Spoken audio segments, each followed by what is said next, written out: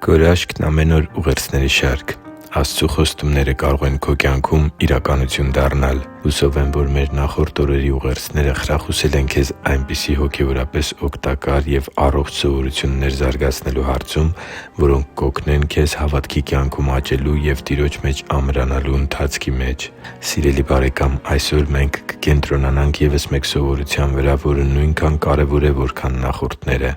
Հավատքի կյանքում հասունանալու և աճելու հարցում ոչ պակաս կարևոր է Աստծուց ընդունած հայտնությունները, ընթերցանության հարցերը և հոգևոր նպատակները գրի առնելը։ Ամբակումի մարգարեության 2-րդ խոսքերում Աստվածաշունչը մեզ հետևյալն է փոխանցում. «Գրի՛ր տեսիլքը և որոշակի նշանակի՛ր տախտակների վրա,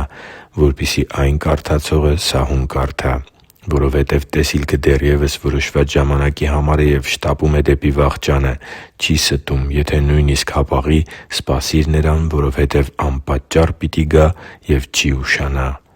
Նախորդ օրերին մենք խոսեցինք այն մասին, որ առավոտյան Տեր Աստծուն փնտրելը կարևոր է և դրական ազդեցություն կունենա քո ողջ օրվա վրա։ Սակայն այն ամենը գրի առնելը և հիշելը, ինչ Աստված է հայտնում քեզ, նույնքան կարևոր է, որքան այդ հայտնությունները Տիրոջ հետ քո հաղորդակցության ժամանակ ստանալը։ Ահա թե ինչու եմ քեզ առաջարկում քո հոգևոր նոթաթեթրն ունենալ, որտեղ գրի կառնես այն ամենը, ինչն Աստված հայտնում է քեզ, ինչը խորը տպավորում է քեզ Աստվածաշնչի ընթերցանության, քարոզ լսելու կամ քո աղոթքի մեջ։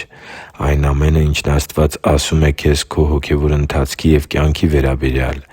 Այն ամենը, ինչը որոշում ես փոխել ու իրագործել քո կյանքում՝ քո նպատակները, երազանքներն ու ծրագրերը։ Այսպիսով, ժամանակ առ ժամանակ դու կարող ես վերընթերցել քո գրառումները և հիշել, թե ինչ է Աստված ասել քեզ և քանի անհավանական թվացող երազանքներ են իրականություն դարձել քո կյանքում։ Այդ գրառումները կզորացնեն քո հավատքը և չեն թողնի, որ դու հուսահատվես։ Քո գրառումները վերընթերցելը կօգնի քո հայացքը կենտրոնացած պահել քո նպատակին, քո ծրագրերի և երազանքների իրականացմանը։ Աստծու համար թանկ ու սիրելի՛ զավակ, հոգևոր նոթաթետր ունենալու համար քեզ առաջին հերթին կարգապահություն է անհրաժեշտ։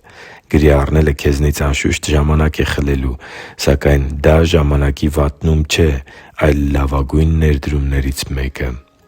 Եվ եթե լսես իմ խորհուրդը և զարգացնես այդ սովորությունը, ապա ամիսներ և տարիներ անց, երբ ընթերցես գրառումներդ, համոզված եմ, որ երախտագիտությամբ ես հիշելու մեր այսօրվա ուղերձը։ Դրական սովորությունները փոխակերպում են մարդու կյանքը։ Հույս ունեմ, որ այս սովորությունը Տեր Աստծու օգնությամբ կարմատանա քո կյանքում և հոգևոր օրհնություններով լեցուն քո նոր ընթացքը կուրախացնի թե՛ քո և թե՛ մեր սքանչելի Տիրոջ սիրտը։ Հիշի՛ր, որ դու Աստծո հրաշքն ես, և Աստված սիրում է քեզ։ Շնորհակալ եմ, որ դու կա՛ս։ Սիրով և աղոթքով, Արման Մանուկյան։